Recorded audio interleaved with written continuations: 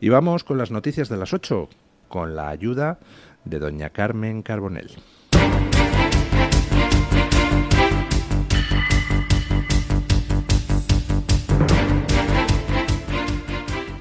Actualizamos la información hasta hora de la mañana contándoles que hoy tendrá lugar en Valencia el funeral por las víctimas de la Dana, que se celebrará en la catedral, y ningún representante del gobierno de Pedro Sánchez asistirá hoy a este funeral como está previsto en la agenda del gobierno publicada por Moncloa, en la que se aprecia que ni Pedro Sánchez ni sus ministros van a viajar a la capital valenciana para rendir homenaje a las 222 personas que perdieron la vida por el paso de la Dana. Tan solo va a acudir un secretario de Estado en representación de Moncloa. Al funeral sí asistirán los reyes Felipe VI y doña Leticia, así como otros representantes políticos como Alberto Núñez Feijóo o incluso Isabel Díaz Ayuso. Una de las ausencias más llamativas será la de Ángel Víctor Torres, que estará en Valencia a las 9 de la mañana para asistir a una reunión del Centro de Cooperación Operativo Integrado, el CECOPI, pero que no tiene contemplado acercarse al funeral.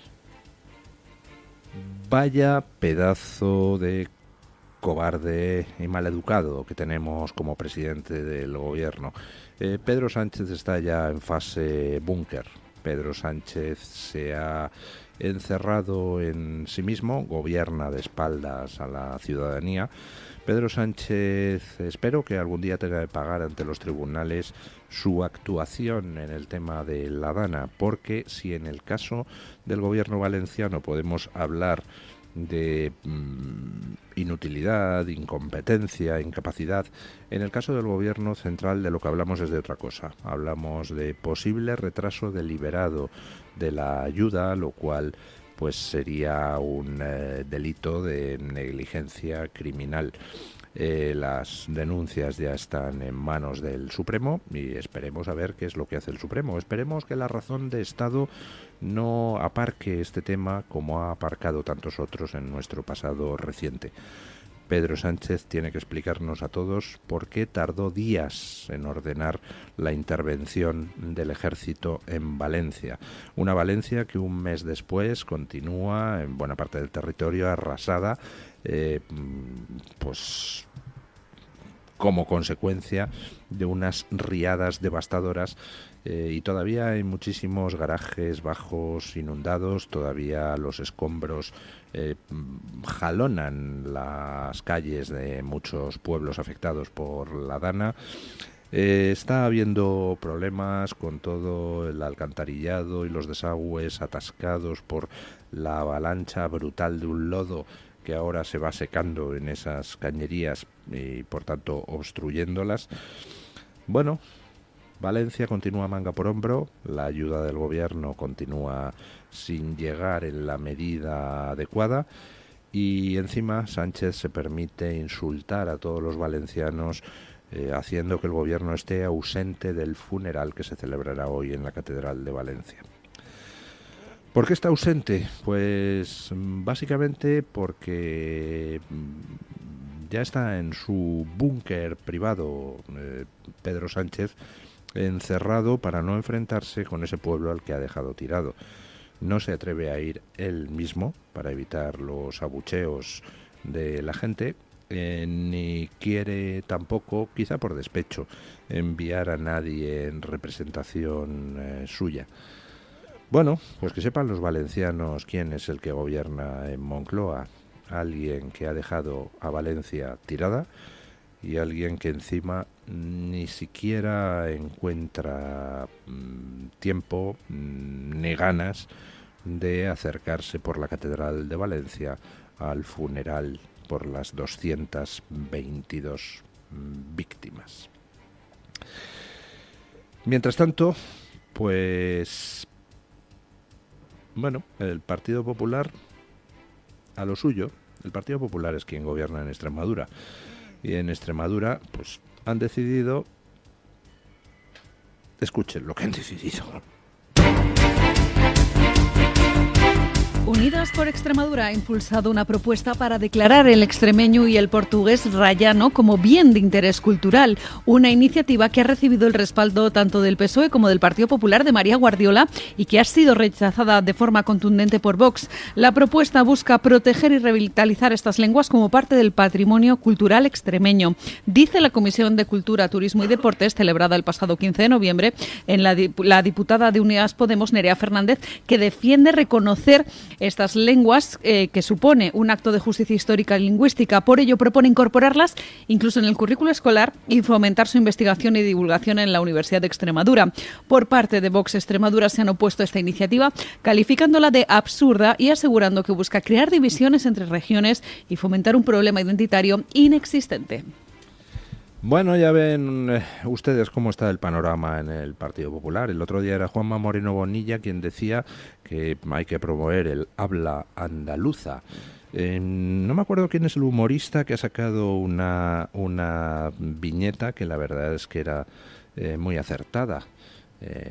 No sé, suponemos que Juanma Moreno Bonilla ahora ordenará suspender a los niños que no seseen o ceceen en las clases, ¿no? Bueno, pues se suma a Juanma Moreno, que se suma a su vez a los del Partido Popular promoviendo el asturiano o bable o como quiera que se llame en Asturias. Pues ahora se suma María Guardiola con el extremeño.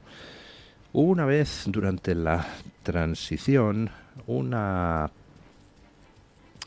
novelita de humor sacada por Fernando Vizcaíno Casas que se llamaba Las autonosuyas y donde en plan coña pues hablaba de uno que había decidido crear una autonomía en su pueblo y entonces pues como necesitaba una lengua propia se había inventado el farfullo, que consistía básicamente en decir todo, en sustituir la P por la F, lo cual pues daba pie a numerosas escenas humorísticas dentro de la novela.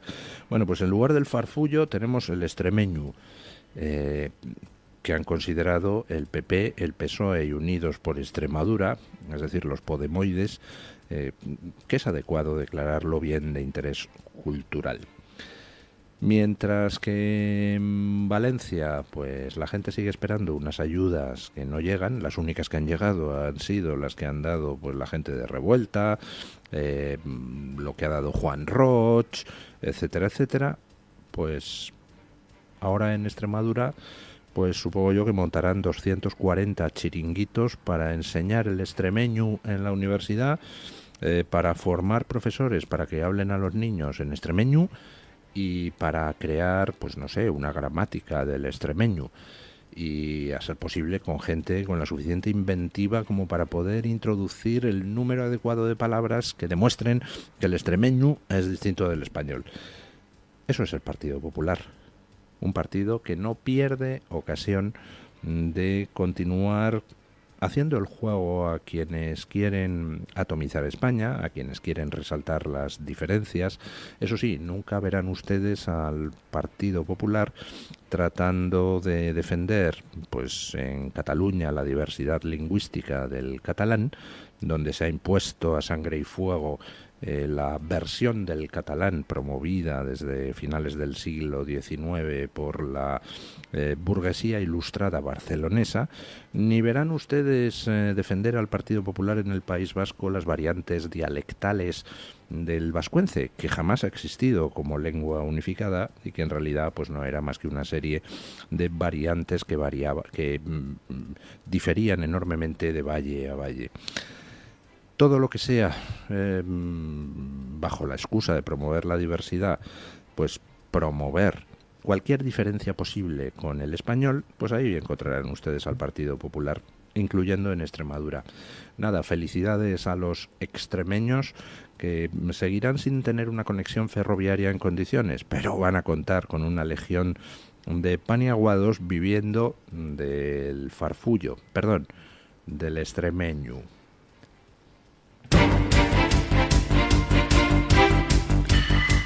Activistas del colectivo BDS en Navarra, que promueven el boicot contra Israel, han llevado a cabo una nueva protesta en Pamplona, en este caso en un concierto de la Orquesta Sinfónica de Euskadi celebrado en el Auditorio Baluarte.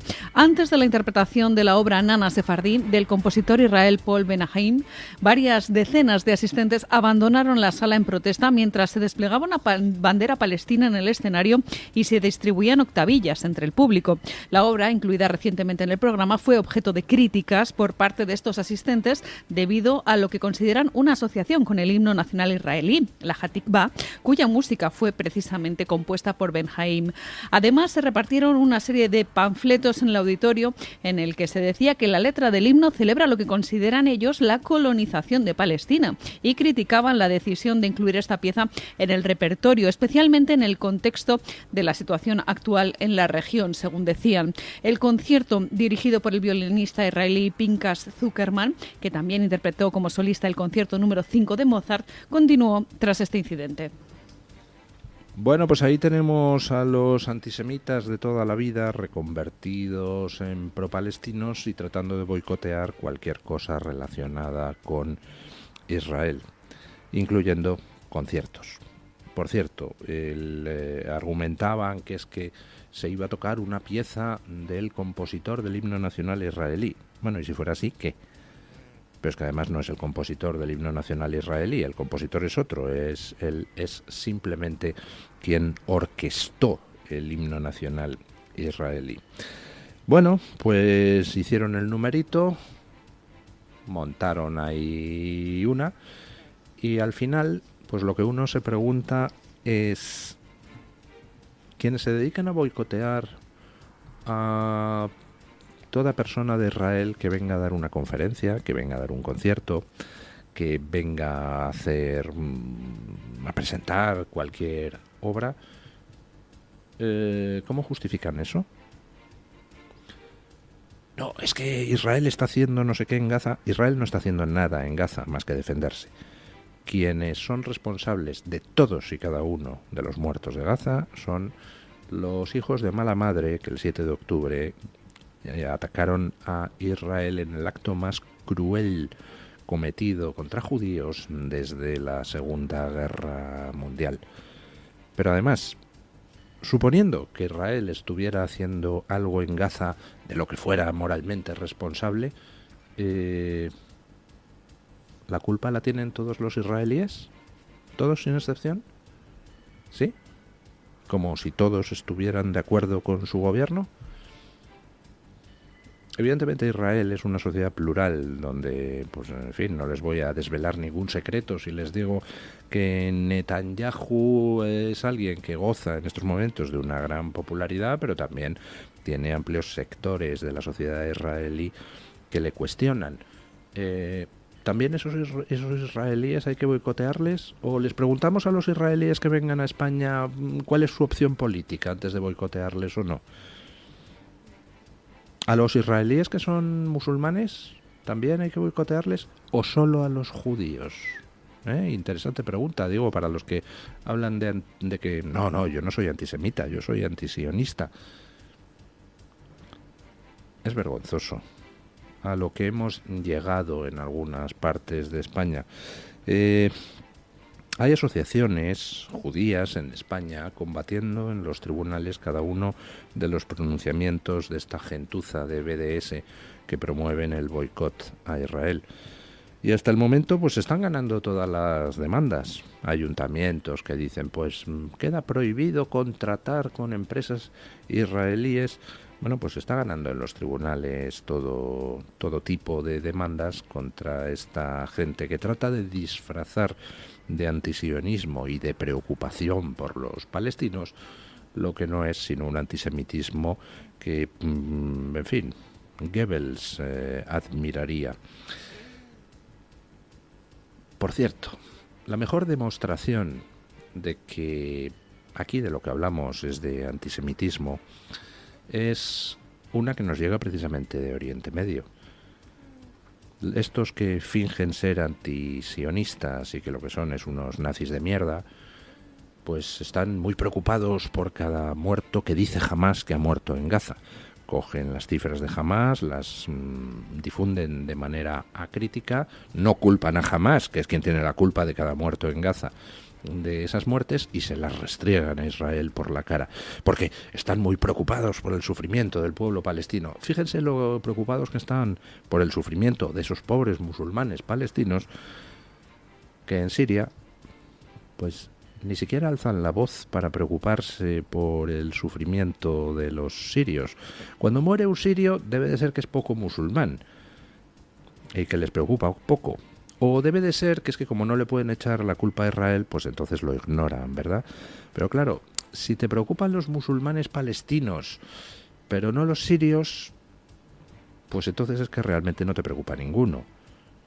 Lo que quieres es encontrar una excusa para poder atacar a Israel, ¿verdad?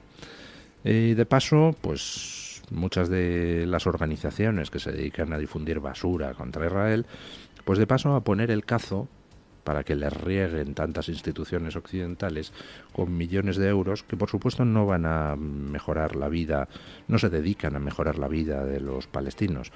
Se dedican a que vivan muy bien los jefes de los grupos terroristas y a organizar ataques contra Israel. Pero vamos, que todo eso ya se acabó y se van a tener que ir acostumbrando todos estos nazis basurientos a que en estos momentos quien va ganando la guerra y la va a ganar del todo es Israel. Y hablando de Siria, pues vamos con las últimas noticias sobre lo que ha sido la caída relámpago del régimen sirio.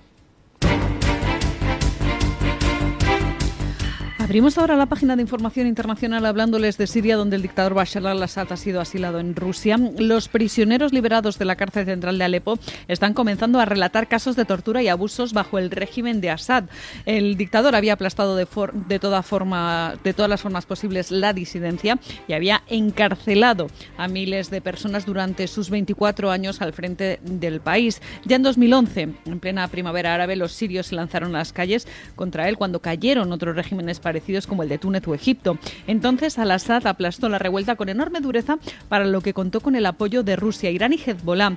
Ahora se ha podido comprobar la tortura generalizada, hambres, palizas y enfermedades en los centros de detención del gobierno sirio, lo que equivaldría a un crimen contra la humanidad, según denuncia quienes han entrado en esas prisiones.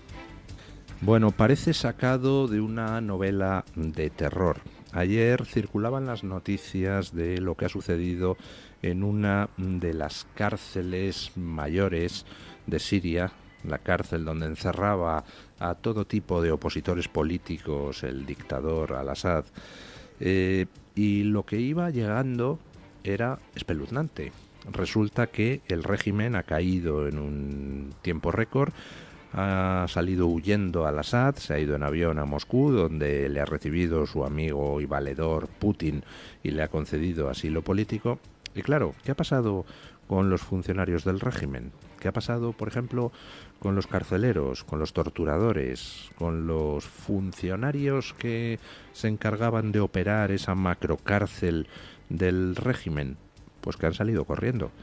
Porque esos otros funcionarios a lo mejor del régimen e incluso miembros del ejército pues pueden resultar perdonados e integrados en cualquiera que sea la forma de Estado en que ahora Siria desemboque, pero los torturadores y carceleros tienen un mal futuro una vez que el régimen ha caído, con lo cual salieron huyendo todos y los rebeldes entraron en la macrocárcel y empezaron a sacar de sus celdas a gente que llevaba pues años, niños que han nacido en la cárcel y que no han visto la luz del sol en años, familias enteras alojadas en celdas.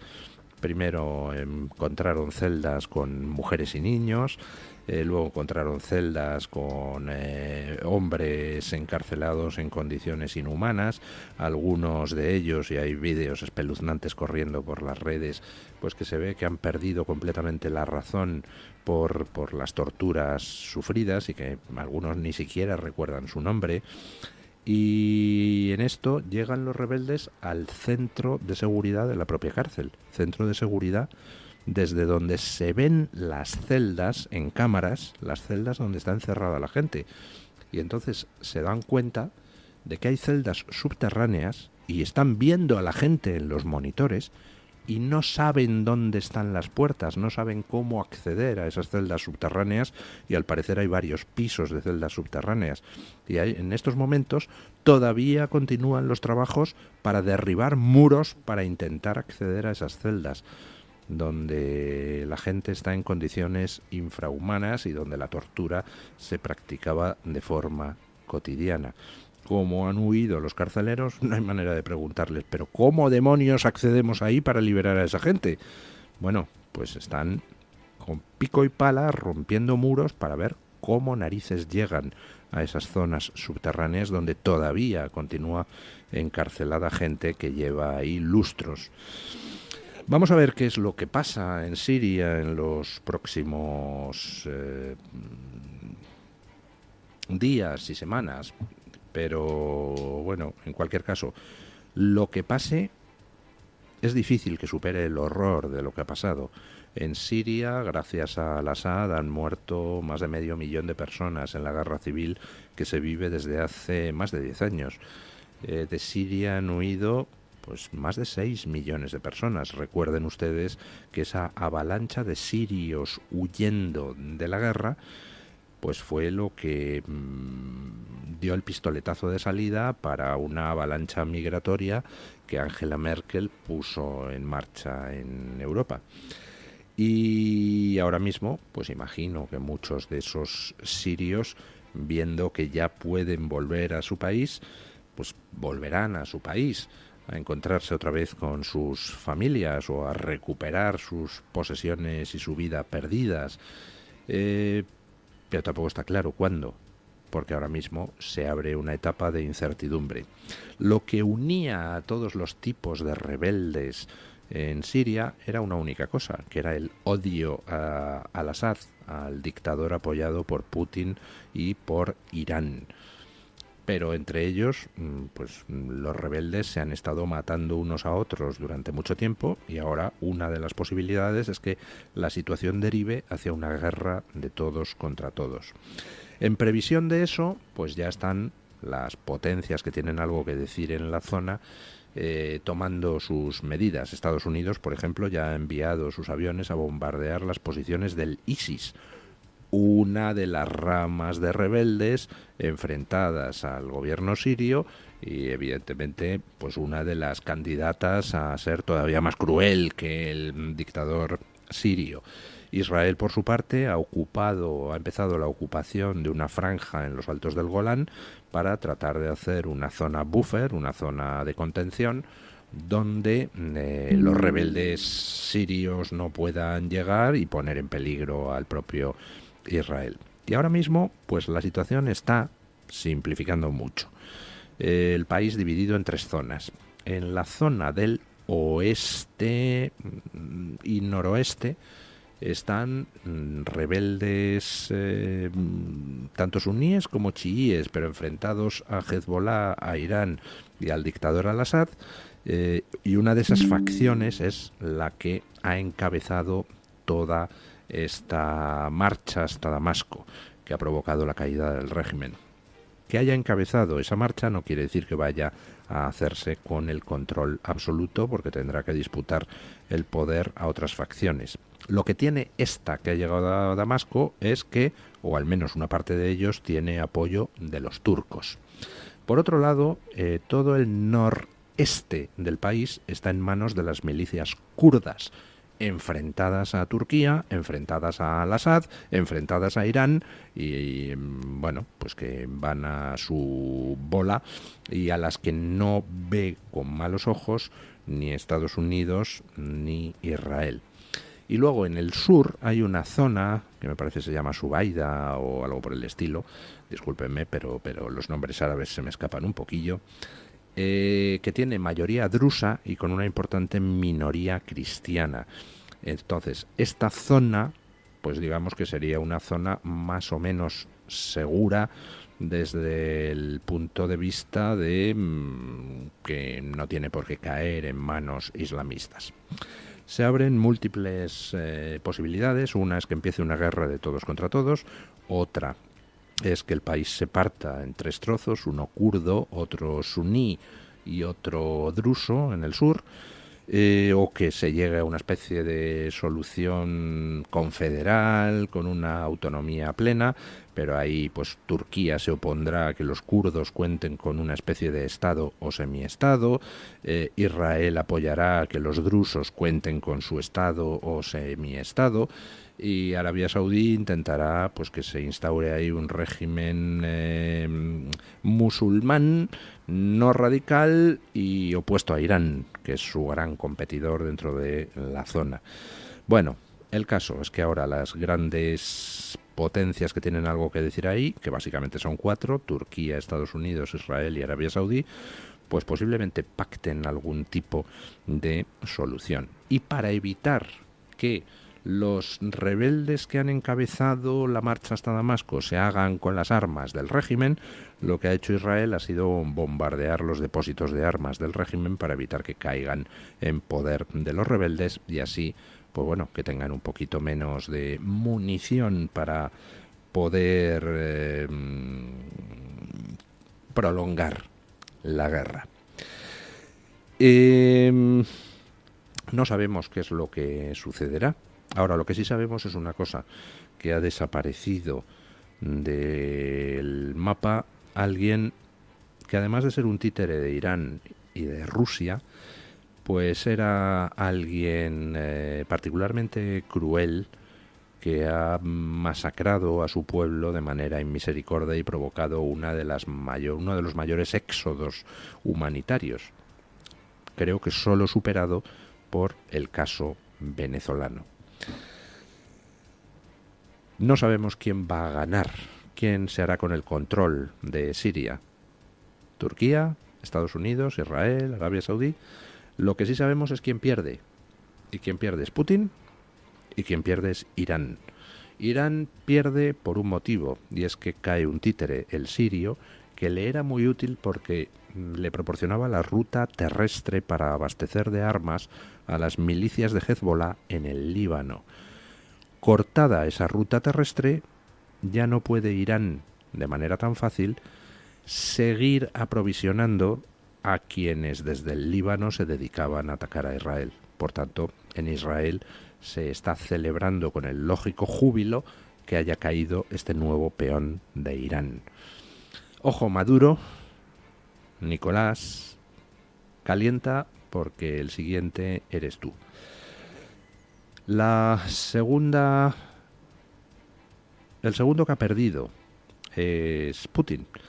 Y además se produjo una publicación curiosa por parte de Donald Trump, donde le venía a decir a Putin que, como estás tan enfangado en Ucrania, pues resulta que no has podido proteger a tu títere en Siria. Y en estos momentos, efectivamente, el palo geoestratégico para Putin es enorme, porque pierde la base que tenía en el Mediterráneo.